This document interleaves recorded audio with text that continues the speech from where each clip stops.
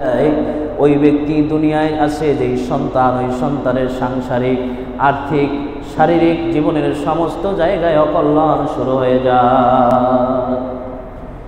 আপনি দৈনন্দিন জীবনের সূরা ফাতিহা, সূরা ইখলাস, দুরূদ ও সালাম পেশ করে যখন আপনার বাবার জন্য, মায়ের জন্য, মুমিন ব্যক্তিদের জন্য, আউলিয়া ইকরামদের জন্য, নবীদের জন্য যখন সবরে সাহানি করবেন, যাদের কবরে সবরে সাহানি করতেছেন তাদের থেকে কিন্তু একটা আপনার আশরুহানি ফুয়ুস নিসবত তাওয়াজ্জু, একটা ভালো দোয়া চলে আসবে। সুবহানাল্লাহ।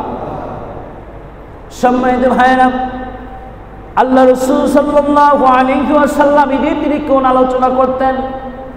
এই আলোচনাই করতেন, সন্তান তোমরা যারা আছো, তোমরা দুনিয়া আনন্দ করতেছ তোমাদের মা বাবার কারণে, তোমরা দুনিয়া এসেছো, তোমাদের মা বাবাকে তোমরা ভুলে গিয়েও না। আজকে যে সমস্ত মা বাবা কবরে আছে, ওই কবরে কার জানে আগুন জ্বলে, ওই কবর থেকে যখন নিঃশ্বাস আসবে, ও উম্মত তোমার দুনিয়ার জিন্দেগি কোশ্চিনকালেও ভালো হবে না। এই জন্য আমাদের যাদের মা নাই, যাদের বাবা নাই, আল্লাহ পাক রব্বুল আলামিন ঈদের দিনে ছাড় দিয়েছে, ঈদের দিনে বোনাস দিয়েছে। এই ঈদের দিনে নামাজের পরে যখন দোয়া হবে, ওই দোয়ার সময় যদি মায়ের জন্য, বাবার জন্য দোয়া করা হয়, আল্লাহ পাক রব্বুল আলামিন তাদের জীবনের গুনাহগুলি ক্ষমা করে দিবে। সুবহানাল্লাহ। আমার কথা নয়, রাসূলের কথা। আল্লাহর হাবিব সাল্লাল্লাহু আলাইহি ওয়াসাল্লাম এরকম একদিন ঘুমন্ত অবস্থায় ছিলেন। আল্লাহ রাসূল সাল্লাল্লাহু আলাইহি ওয়াসাল্লাম ঘুমালে ওযু যেত না, কিন্তু আপনি আমি ঘুমালে ওযু যায়। আল্লাহ পাক রব্বুল আলামিন রাসূলকে এমন পাওয়ার দিয়েছে, এমন ক্ষমতা দিয়েছে, রাসূল ঘুমাইলে ওযু যায় না, আর আমরা ঘুমাইলে ওযু যায়। রাসূল এবং আমরা, এটা কি কোশ্চিনকালেও সমান হওয়ার কায়দা কি আছে বলেন? একদল বলে রাসূল আমার বড় ভাইয়ের মতো, বলে নাউযুবিল্লাহি মিন যালিক। রাসূল সাল্লাল্লাহু আলাইহি ওয়াসাল্লাম হচ্ছেন এমন একজন রাসূল, রাসূল সাল্লাল্লাহু আলাইহি ওয়াসাল্লাম যখন পায়খানা করতেন, জমিন ওই পায়খানা গ্রাস করে খেয়ে ফেলতো। বলেন সুবহানাল্লাহ। রাসূল যখন প্রসাব করতেন, ওই প্রসাবটা জমিন গিলে ফেলতো। আর তুমি যে তোমার বড় ভাইয়ের মতো, বাবার মতো দাবি করো, ওই রাসূলের মতো তুমি পায়খানা করো, পশ্চিমকালেও মাটি গ্রাস করবে না। কি বলেন, ঠিক কিনা? রাসূল সাল্লাল্লাহু আলাইহি ওয়াসাল্লাম এমন রাসূল, আল্লাহ পাক তার শানে বললেন, ওয়া মা আরসালনাকা ইল্লা রাহমাতাল লিল আলামিন। হে আমার হাবিব, হে আমার নবীজি, নূর নবীজি, আমার দোস্ত, আপনি শুনে রাখুন, আপনাকে তামাম আলমের জন্য রহমত স্বরূপ বানিয়েছি। বলেন সুবহানাল্লাহ। কেমন রহমত বানিয়েছেন? আমরা দুই চোখে যত মাখলুক দেখি আর না দেখি, যত মাখলুক আল্লাহ পাক বানিয়েছে, এর সৃষ্টিকর্তা একমাত্র আল্লাহ। আর এই সমস্ত সৃষ্টির জন্য রহমত হচ্ছে নবী। সুবহানাল্লাহ। আল্লাহ পাক রব্বুল আলামিন বলতেছেন, হে আমার দোস্ত, হে আমার হাবিব, যখন আপনাকে মানুষগুলো কষ্ট দেয় আমিও কষ্ট পাই, যখন আপনাকে কষ্ট দেওয়া হয় আমি কষ্ট পাই, যখন আপনার প্রতি দুরূদ সালাম পেশ করা হয় আমার পক্ষ থেকে তার জন্য রহমত নাজিল হয়। বলেন সুবহানাল্লাহ। আল্লাহর হাবিব সাল্লাল্লাহু আলাইহি ওয়াসাল্লাম মসজিদে নববীর মধ্যে ঘুমন্ত অবস্থায় ছিলেন। হঠাৎ করে সাহাবায়ে কিরামদের মাঝে জেগে উঠলেন, মিসকি মিসকি হাস দিচ্ছেন। আল্লাহ রাসূল সাল্লাল্লাহু আলাইহি ওয়াসাল্লাম সমস্ত সাহাবায়ে কিরামদেরকে একত্রিত করলেন, একত্রিত করে বললেন, বিসমিল্লাহির রহমানির রহিম, ইন্না আ'তাইনাকাল কাউসার ফাসাল্লি লিরাব্বিকা ওয়ানহার, ইন্না শানিআকা হুয়াল আবতার। সকলে বলেন আল্লাহু আকবার। আল্লাহ পাক রব্বুল আলামিন বলছেন, ইন্না আ'তাইনাকাল কাউসার, আমি অবশ্যই আপনাকে কাউসার দান করেছি। হে আমার হাবিব, হে আমার দোস্ত নূর নবী মুহাম্মদ সাল্লাল্লাহু আলাইহি ওয়াসাল্লাম, আপনাকে আমি হাউজে কাউসার দিয়েছি। ওই কাউসার হচ্ছে একটা অনন্ত নিয়ামত। বলেন সুবহানাল্লাহ। আল্লাহ পাক রব্বুল আলামিন বলছেন ফাসাল্লি লিরাব্বিকা ওয়ানহার। হে আমার হাবিব, হে আমার দোস্ত, হে আমার নবীজি, আপনি নামাজ কায়েম করুন এবং আপনি কুরবানি করুন। আল্লাহ পাক রব্বুল আলামিন বলছেন ইন্না শানিআকা হুয়াল আবতার, নিশ্চয়ই তোমার প্রতি বিদ্বেষ হিংসাকারীরা দুনিয়ার মধ্যে ক্ষতিগ্রস্ত হবে, তারা নির্বংশ হবে। যেই সমস্ত মানুষগুলো আল্লাহ রাসূল সাল্লাল্লাহু আলাইহি ওয়াসাল্লামকে নির্বংশ বলেছে, যেই সমস্ত মানুষগুলো রাসূলকে কটাক্ষ করেছে, হিংসা করেছে, রাসূল সাল্লাল্লাহু আলাইহি ওয়াসাল্লামকে নিন্দা করেছে, আল্লাহ পাক রব্বুল আলামিন ওই সমস্ত মানুষদের প্রতি এমন ভাবে আল্লাহ পাক তাদেরকে দুনিয়ার মধ্যে নির্বংশ করেছে। এই জন্য যেই সমস্ত হাজী ভাইয়েরা মক্কা শরীফ যায়, মদিনা শরীফ যায়, আবু জাহেলের বাড়ির উপরে পায়খানা দেখা যায়, কিন্তু কেউ কিন্তু কশ্চিনকালেও পরিচয় দেয় না আমি আবু জাহেলের বংশধর। কি বলেন ঠিক কিনা? আবু লাহাব ছিল নবীর শত্রু, অথবা সাইবা, তারা নবীর শত্রু ছিল। ওই নবীর শত্রুদেরকে আল্লাহ পাক রব্বুল আলামিন বলছে আমি তাদেরকে নির্বংশ করে দিব। যে সমস্ত মানুষগুলো আপনাকে নিন্দা করে, আপনাকে গীবত শিকায়েত করে, হিংসা করে, আপনাকে নিন্দিত করতে চায়, ছোট করতে চায়, ওই সমস্ত মানুষদের সম্পর্কে আপনি জেনে রাখুন আমি তাদেরকে নির্বংশ করে দিব। উহুদের ময়দানে যেই ব্যক্তি আল্লাহ রাসূল সাল্লাল্লাহু আলাইহি ওয়াসাল্লামের দাঁত মোবারক, দন্দন মোবারক শহীদ করার জন্য যেই ব্যক্তি তীর ছুঁড়েছিল, হাদিস শরীফের ভিতরে পাওয়া যায়, বর্তমান বিশ্বে মদিনা শরীফের মধ্যে গেলে এখনো দেখা যায়, হজের মৌসুমে গেলে এখনো দেখা যায়, যেই ব্যক্তি উহুদের ময়দানে আল্লাহ রাসূল সাল্লাল্লাহু আলাইহি ওয়াসাল্লামকে যখন দন্দন মোবারক শহীদ করার জন্য যেই ব্যক্তির তীর মেরেছিল, ওই ব্যক্তির বংশে যত মানুষ এসেছে, যত সন্তান এসেছে, তাদের মুখের মধ্যে কোনো দাঁত নাই। সুবহানাল্লাহ। যেই সমস্ত মানুষগুলো হজের মধ্যে যায়, যারা খোঁজ করলে এখনো পাওয়া যায়, কান্না করে, অঝরে কান্না করে আর বলে আল্লাহ, না জেনে তোমার রাসূলের সাথে বেয়াদবি করেছি, না যে তোমার রাসূলকে আমরা গালি দিয়েছি, আমরা আঘাত করেছি, আমাদেরকে মাফ করো। আল্লাহ পাক বলে জেনে করো আর না জেনে করো, আমার রাসূলের সাথে বেয়াদবি করলে, রাসূলকে কষ্ট দিলে তোমাদের ছাড় হবে না। কি বলেন ঠিক কিনা? রাসূল সাল্লাল্লাহু আলাইহি ওয়াসাল্লামকে যেই সমস্ত মানুষগুলো নির্বংশ বলেছে, যারা কষ্ট দিয়েছে, ওই সমস্ত মানুষগুলো কিয়ামত পর্যন্ত নির্বংশ থাকবে, এটা আল্লাহর কথা। আল্লাহ পাক রব্বুল আলামিন বলতেছেন, মসজিদে নববীর মধ্যে সূরা কাউসার নাজিল করলেন। আল্লাহ পাক রব্বুল আলামিন বললেন হে আমার হাবিব, আপনি নামাজ কায়েম করুন এবং আপনি কুরবানি করুন। নামাজ কায়েম করুন এবং কুরবানি করুন। এবং আল্লাহ জানিয়ে দিলেন হে আমার হাবিব, হে আমার দোস্ত নূর নবীজি মুহাম্মদ সাল্লাল্লাহু আলাইহি ওয়াসাল্লাম, ইন্না আ'তাইনাকাল কাউসার, নিশ্চয় আমি আপনাকে কাউসার দান করেছি। এই কাউসার কি আপনি কি জানেন? এই কাউসার হচ্ছে অনন্ত একটা নিয়ামত। বলেন সুবহানাল্লাহ।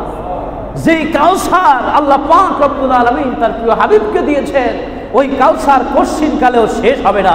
বলেন সুবহানাল্লাহ।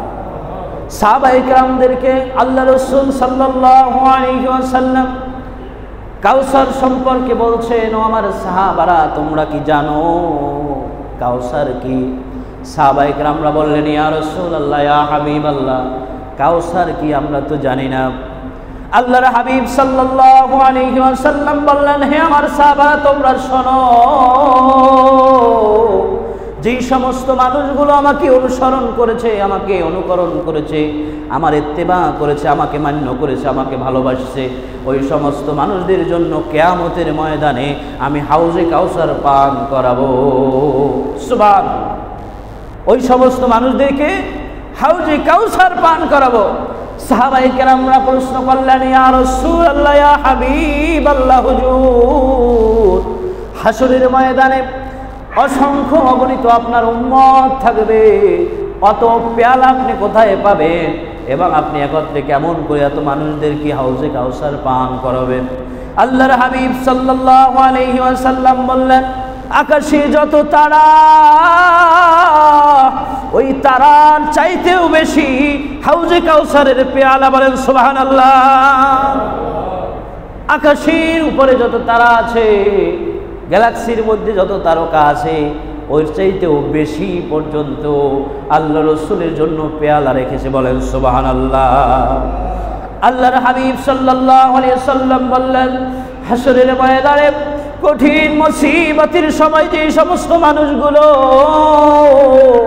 আমার উম্মত হবে, আমাকে যারা ভালোবাসবে, আমার ইত্তিবা করবে, আমার অনুকরণ করবে, অনুসরণ করবে, ওই সমস্ত মানুষদের জন্য আমি হাসরের ময়দানে আল্লাহ পাক রব্বুল আলামিনের কাছ থেকে সুপারিশ নিয়ে তাদের শরীরের মধ্যে কোনো রৌদ্র লাগবে না, হাসরের ময়দানের কোনো তাপ পর্যন্ত তাদের লাগবে না। হাসরের ময়দানে একজন একজন করে আল্লাহর হাবিব সাল্লাল্লাহু আলাইহি ওয়াসাল্লাম হাউজে কাউসারের পানি পান করাবেন।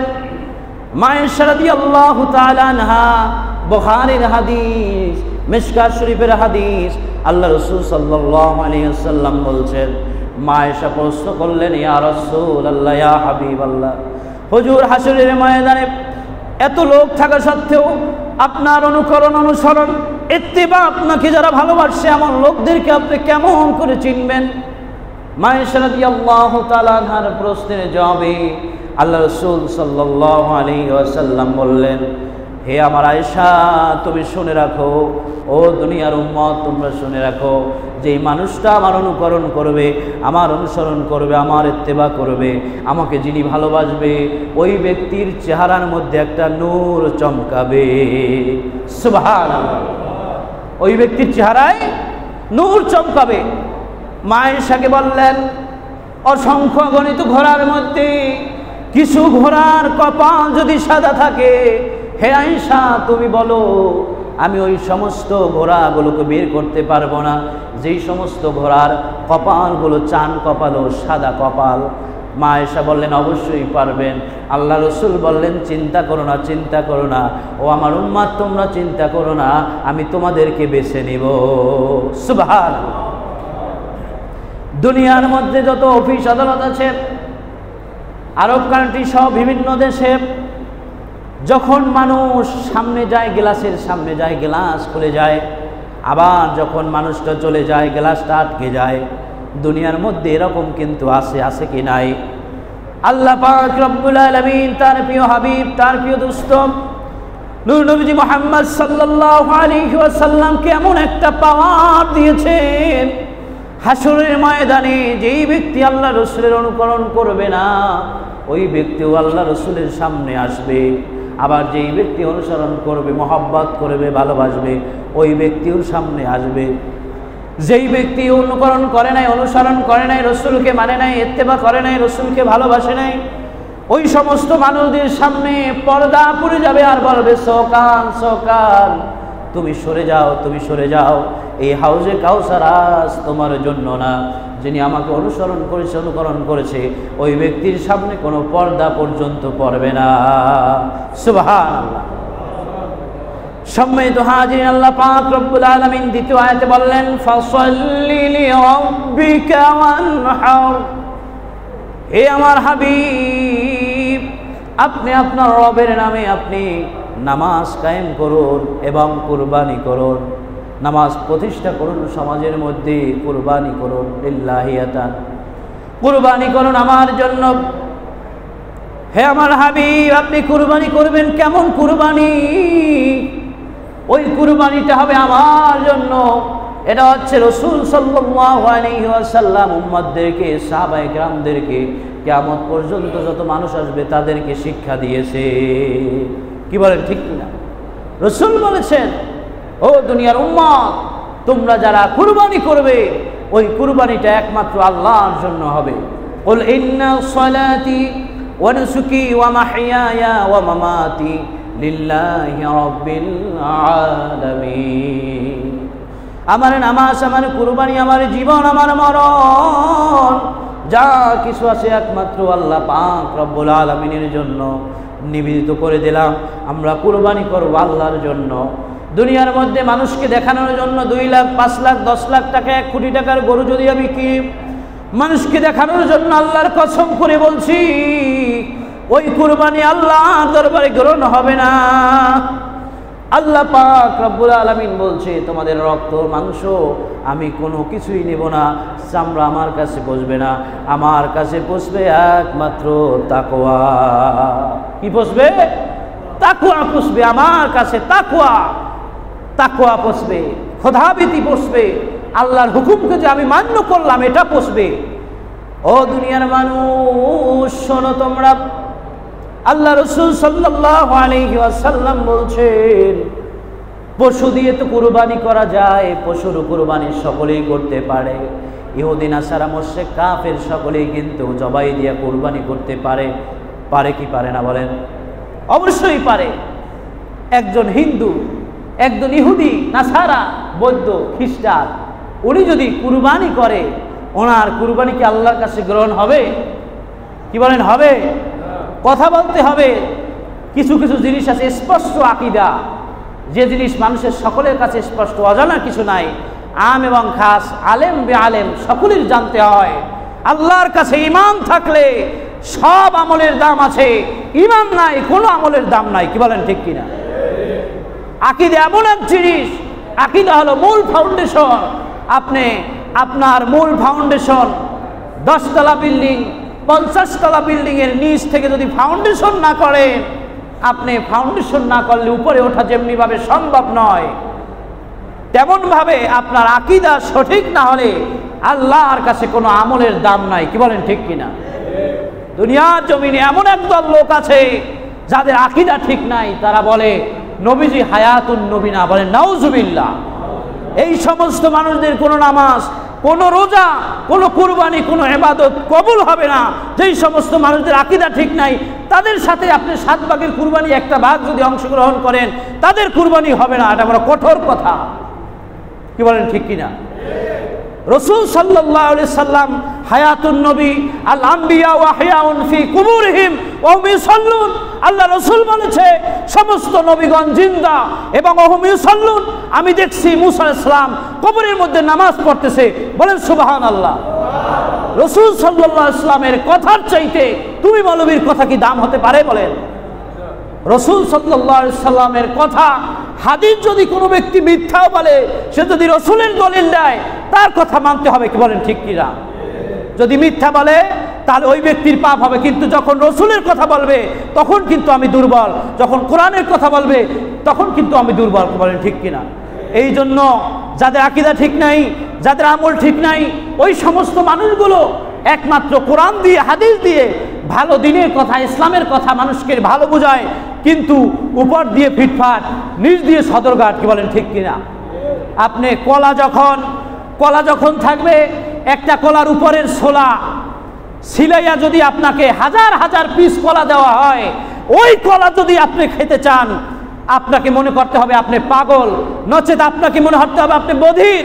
আপনার উপলব্ধি শক্তি নাই, আপনার দৃষ্টি শক্তি নাই, আপনি অন্ধ, আপনি বধির, আপনি কানা। কি বলেন ঠিক কিনা? উপরের ছোলাটা ছিঁড়ে যদি আমাকে 1000 পিস কলা দেওয়া হয়, ওই কলা ভালো মানুষ খাবে না। কি খাবে বলেন? ওই কলার কোনো দাম নাই। উপরের ছোলাটা হচ্ছে আকীদা। আকীদা দিয়ে আমার জীবনকে পরিপূর্ণ করতে হবে, বিশ্বাস দিয়ে পরিপূর্ণ করতে হবে, তাহলে আমার জীবনের আমলগুলো আল্লাহর কাছে গ্রহণ হবে। কি বলেন ঠিক কিনা? এই কথাগুলো বলা জরুরি, কারণ আপনি কার কাছে কার সাথে কুরবানি দিচ্ছেন আপনাকে উপলব্ধি করতে হবে। আমি যেই আকীদার লোক, উনি সেই আকীদার লোক কিনা। এটা তাকওয়ার বড় স্তরের কথা। একটু নিজেকে চিন্তিত অবস্থায় রেখে গবেষণা করে এই কুরবানিটা করতে হয়। নচেত আপনি কাউকে পান না, আপনি একা দেন। একটা আপনি কাউকে পেতেছেন না, আপনি একা দেন। অনেকে প্রশ্ন করে বিভিন্ন সময়ে, কমপক্ষে 10 জনে প্রশ্ন করছে, বিভিন্ন আকীদার লোক বিভিন্ন সময় বলছে, হুজুর আমি তো কোনো লোক পাই না, 7 ভাগ ছাড়া দেওয়ারও কায়দা নাই। এখন এই আকীদার লোক অমুক আকীদার লোক, আমি কি কুরবানি দেবো? আমি খবরদার, এটা হবে না, কোশ্চেন কালেও না। আপনি স্পষ্ট দেখতে পাচ্ছেন, আপনি একজন আম মানুষ হয়ে আপনি মিলাদ করেন, কিয়াম করেন, রসুলকে হায়াতুন নবী মানেন, জিন্দা নবী মানেন, রসুল গায়েব জানে এটা মানেন, কিন্তু একজন মানুষ গায়েব জানে না, রসুল এমন কথা বলে, রসুল সাল্লাল্লাহু আলাইহি ওয়াসাল্লাম হায়াতুন নবী এমন কথা বলে, ওই কথা যে যিনি বলে তার সাথে আপনার কুরবানি হবে না। কি বলেন, ঠিক কিনা? এতটুকু জিনিস যদি আমরা না বুঝি তাহলে কুরবানি হবে না। আল্লাহ রসুল বলেছে জবাই দিয়ে কুরবানি করা যায়, পশু দিয়ে কুরবানি করা যায়। ওই কুরবানি আপনি পশু জবাই করলেন, কিন্তু আপনার মনের যেই পশুত্ব ওটা দূর করতে হবে। কি বলেন, ঠিক কিনা? জালেম জুলুম করে, সে যদি আবার কুরবানিও করে, ওই কুরবানি আল্লাহর কাছে কোনো দাম নাই। সে একটা পশু 10 কোটি টাকা দিয়ে কিনলো, জবাই করে দিল, শেষ হয়ে গেল না। ওই ব্যক্তির জালেম, ওই জালেমের জুলুম যখন বন্ধ হবে, আল্লাহর কাছে কুরবানি তখন গ্রহণযোগ্য হবে। কোটি টাকা দিয়ে কুরবানি করলেও কুরবানি গ্রহণ হবে না। কি বলেন, ঠিক কিনা? কথা স্পষ্ট বুঝছেন না? আরো বলতে হবে, আল্লাহ পাক রব্বুল আলামিন আপনার আমার থেকে শুধু তাকওয়া নিবে, গরুর চামড়া, রক্ত, গোস্ত কিছুই নেবে না। কোরআনের কথা, আমি তাকওয়া নিব, খোদাভীতি নিব। কোন ব্যক্তি আমার জন্য কুরবানি করে আর কোন ব্যক্তি আমার জন্য কুরবানি করে না, এটা আল্লাহ পাক রব্বুল আলামিন জানে কি জানে না? বলেন, কি বলেন, জানে কি জানে না? আল্লাহ পাক জানে। এই জন্য ভাইরা, নিজের যেই সমস্ত আর্থিক ইবাদত, এর মধ্যে সবচেয়ে বড় ইবাদত হলো কুরবানি।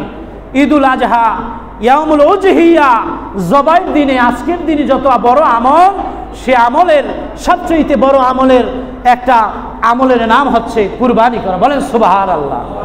যেই সমস্ত মানুষগুলো যাকাত ফরজ হয়েছে, ওই সমস্ত মানুষদের জন্য কুরবানি করা ওয়াজিব। যদি কুরবানি না করে তাহলে গুনাহগার হতে হবে। রসুল বলছে যেই সমস্ত মানুষ তৌফিক থাকা সত্ত্বেও যদি কুরবানি না করে, সে যেন ঈদুল আজহায় আসে না, ঈদের নামাজ পড়তে যেন আসে না।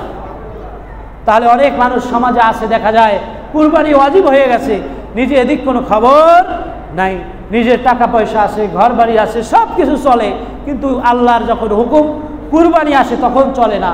হজ ফরজ হয়েছে, সব চলে, হজ চলে না। আল্লাহ পাক আমাদেরকে সমস্ত আমলগুলো করার তৌফিক দান করুক। সকলে বলে আমিন। কুরবানি আমরা যারা করব, এই কুরবানিটা নিজের জন্য কুরবানি করা ওয়াজিব। নিজের কুরবানি আদায় হয়ে গেল। আমার কুরবানি যদি ওয়াজিব হয়, আমি কুরবানি করলে কি হয়ে গেল?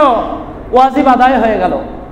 যেই ব্যক্তি কুরবানি দেন, উনি যদি কুরবানি করতে পারে সবচেয়ে উত্তম। যদি না পারে, সহিভাবে নিজের কুরবানি অন্যজনে যদি দেয়, যেই দেখ না কেন, কুরবানিটা বড় সেনসিটিভ বিষয়। আপনার বলতে হবে, কুল ইন্না সলাতি ওয়া নুসুকি ওয়া মাহইয়ায়া ওয়া মামাতি লিল্লাহি রাব্বিল আলামিন লা শারীকা লাহু ওয়া বিযালিকা উমিরতু ওয়া আনা আউয়ালুল মুসলিমিন। বিসমিল্লাহি আল্লাহু আকবার বলে জবাই করতে হবে। জবাই শেষ হলে বলবেন আল্লাহুম্মা তাকাব্বাল মিন ফুলান ইবনে ফুলান মিন ফুলান ইবনে ফুলান। আল্লাহ অমুকের পক্ষ, অমুকের ছেলে অমুকের পক্ষ থেকে এই কুরবানি কবুল করেন। আল্লাহ অমুকের ছেলে অমুকের পক্ষ থেকে এই কুরবানি কবুল করেন। এরকম বলতে হবে। কুরবানিটা জবাই দিলেন, এখানেই শেষ নয়। 7 ভাগে যদি কুরবানি দেন, 5 ভাগে দেন, 3 ভাগে দেন, যে কয় ভাগেই দেন না কেন, ওই কুরবানির গোশতটা সঠিক নিয়মে ভাগ করতে হবে, সঠিক নিয়মে সকলে পেতে হবে। নচেত একজনের কুরবানিও ওয়াজিব হবে, আদায় হবে না, কুরবানি কারোই হবে না। মনে করেন 7 ভাগে কুরবানি দিলাম, একজনই মাত্র একটা গোশত কম পাইল, আল্লাহ পাক রব্বুল আলামিন কারো কুরবানি গ্রহণ করবে না। আমার বানানো কথা নয় বাবা, হাদিসের কথা। আমি কুরবানি দেব, আমার ওয়াজিব আদায় হয়ে গেল, ওই গোশতটা আমি কি করব? ওই গোশতটা আমি আর 3টা ভাগ করব। একটা ভাগ আমি খাবো, আর একটা ভাগ আমি আমার স্বজনদেরকে দিব, আর একটা ভাগ আমি এতিম মিসকিনদেরকে দেব। এইটা হলো সুন্নাহ নিয়ম। রাসূল সাল্লাল্লাহু আলাইহি ওয়াসাল্লাম যেমনিভাবে করেছেন, আমাদেরকে যেমনিভাবে বলতে বলেছেন, রাসূল সাল্লাল্লাহু আলাইহি ওয়াসাল্লাম যেভাবে উম্মতদেরকে সবচেয়ে উত্তম একটা পন্থা, সেই উত্তম পন্থাটা হলো এরকম, আমি একটা কুরবানির ভাগকে আমি 3টা ভাগ করব। আমি গোশত এনে 3টা ভাগ করব, নিজে 1 ভাগ খাবো, আত্মীয় স্বজনদেরকে দিব, এতিম মিসকিনদেরকে আমি দিব। তাহলে আমার কুরবানিটা পরিপূর্ণ হয়ে গেল। এই সমাজের একটা সুন্দর নিয়ম, আলহামদুলিল্লাহ আমি দেখে খুব খুশি হয়েছি।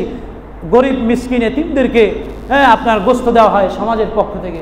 ধন্যবাদ জানাই আমি সমাজের প্রত্যেকটা লোককে, এবং যারা দায়িত্বশীল আছে, কমিটি আছে, এরকম সুন্দর নিয়ম যারা করেছে, আল্লাহ পাক যেন তাদেরকে এহসান করে, দুনিয়া এবং আখিরাতে যেন কামিয়াবি করে। সকলে বলেন আমিন। যারা কুরবানি দিবেন প্রত্যেকটা গরুর 3/1 অংশ আপনারা এতিম মিসকিনের জন্য আপনারা মসজিদে দিয়ে যাবেন। প্রত্যেকটা গরুর থেকে 3/1 অংশ, তাহলে ওই যে আমি 7টা ভাগ, একটা ভাগের আমি যে একটা অংশ এতিম মিসকিনদেরকে যে দেব, এটা আমার আদায় হয়ে গেল। তাহলে খেয়াল করবেন, একটা গরুর 3/1 অংশ মিসকিনদেরকে দিয়ে দেবেন, এরপরে যা থাকবে আপনারা ভাগ বাটার করে নিয়ে যাবেন। ভাই খেলেও দিন যায়, না খেলেও দিন যায়, কিন্তু যারা কুরবানি না দেয় তারা কিন্তু আসলে অনেকে মধ্যম ফ্যামিলির লোক, মানুষের কাছে বুঝায় যে অনেক টাকা পয়সা আছে, আমার পকেটে কি আসে না আছে আমি জানি আর আল্লাহ জানে, আপনারা কিন্তু কেউ জানেন না। কি জানা আছে? আমি সাদা জামা গায়ে দিয়ে ঘুরি, আমি ওয়াজ নসিহত করি, এই জন্য মনে করবেন টাকা আছে, নাও থাকতে কি পারে, আমার কুরবানির তৌফিক নাই, আমি দিতে পারি না, এরকম সমাজে অনেক লোক আছে কি নাই বলেন? যেই ব্যক্তি মাসের মধ্যে, সপ্তাহের মধ্যে 5 বার গোস্ত কিনে খায়, ওই ব্যক্তি কুরবানির গোস্ত না খেলেও অসুবিধা নাই, কি বলেন ঠিক কিনা? হ্যাঁ, তাহলে আমি যেভাবে সুন্নাহ নিয়ম আল্লাহ রাসূল সাল্লাল্লাহু আলাইহি ওয়াসাল্লাম যেভাবে করেছেন, যেভাবে বলেছেন, আমি উত্তম পন্থাটা আপনাদেরকে বলে দিলাম। তাহলে রসুলের কথা মানবো না নিজের ব্যক্তি অভিমত মানবো? কার কথা মানবো? সকলে বলেন কার কথা? রসুলের কথা মানবো। এই রসুলের কথা মানার কারণে আপনার আমার জীবনে এই কুরবানি হয়ে যাবে। কেমন আলোচনা আমি যে করব, কারণ সময় সংক্ষিপ্ত, আপনারা আসা উচিত ছিল অনেক আগে। আমি আলোচনা শুরু করছি, কোনো লোক নাই, লোক না থাকলে আলোচনা শুরু হয় না। এখন তো অনেক মাশাআল্লাহ লোক হয়েছে, এখন আলোচনার সময় নেই।